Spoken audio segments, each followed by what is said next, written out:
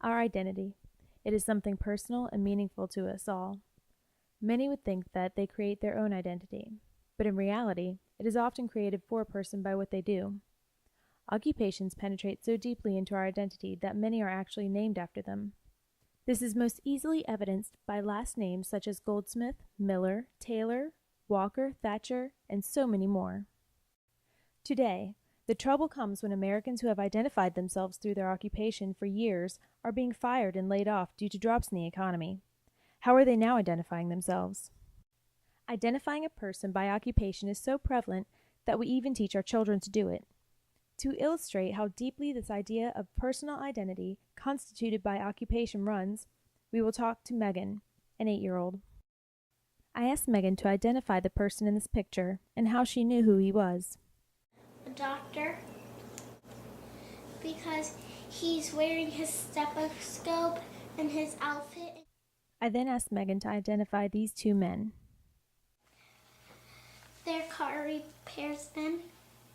How do I know? Because there's a car behind them. What do you think they're like? Dirty. Dirty? Yes, they're very dirty. I asked Megan to tell me what these people did on their day off. Usually the doctors do work at home and call their patients and study. Doctors do medical research at their house on their computer. So I'm thinking they really don't get to spend quality time with their family. The engineers take showers, spend quality time with their kids, and make sure their tires aren't flat. Then I asked Megan to tell me who she was. This is what she said. Person. I'm a little girl. What do you mean by that? Who are you? How do you introduce yourself?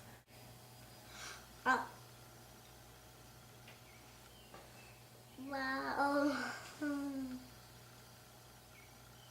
exactly know. What don't you know? Well, I don't really knew kind of what you're talking about. I believe Megan struggled so much with this question because she has yet to find that thing which identifies her, her occupation.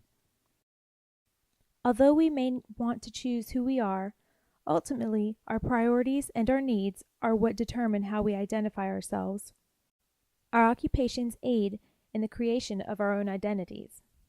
When someone loses their job, how does that change them? How is their changed status going to change their needs, wants, and tendencies?